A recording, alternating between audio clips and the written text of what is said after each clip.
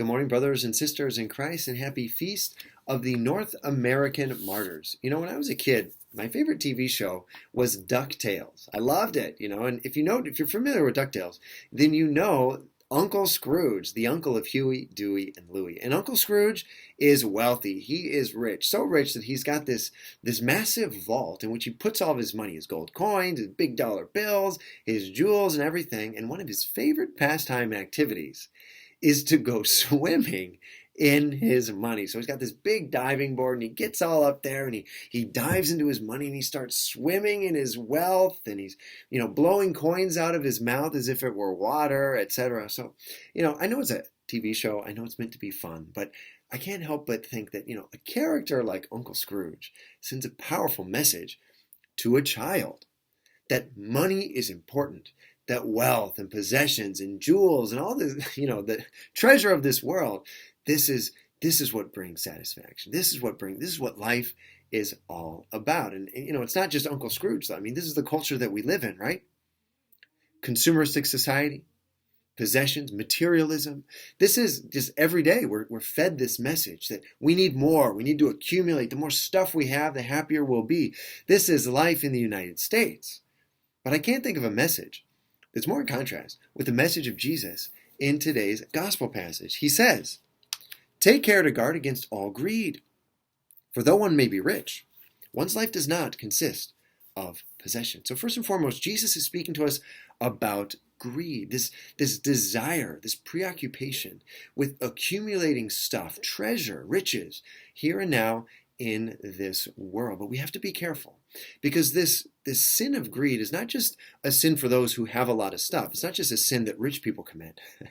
It could be that someone who has a lot of wealth has accumulated it through greed, their preoccupation, their desire for wealth and riches here and now in this world.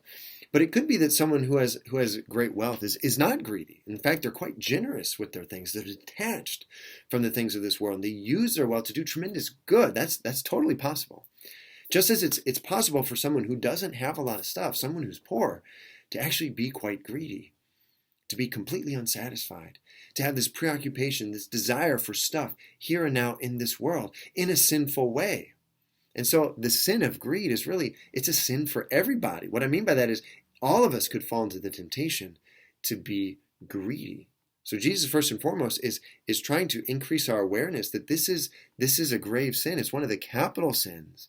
And we don't want to fall into it. Why? Jesus says, "For one's life does not consist of possessions." Guys, our lives are not about the stuff that we can accumulate here and now in this world. Our lives are about building up treasure in heaven.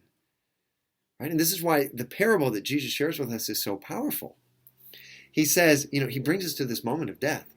And he points out that for someone who has spent their entire life through greed, trying to accumulate all these things, this treasure here and now on earth, death is a painful experience. Why?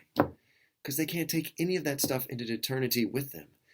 That their whole life, their whole value and sense of meaning has been determined by this stuff that now at the end of life is meaningless. It doesn't mean anything. And now they have to go through this difficult process of separating themselves from their wealth, from their riches, so that they can enter into a relationship with the Lord. That is painful.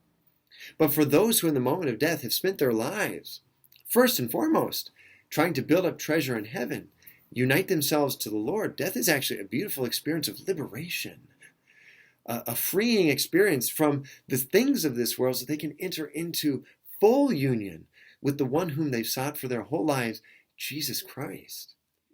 So death is a powerfully good moment for them. And so we need to think about this today. Where do I fall in the mix?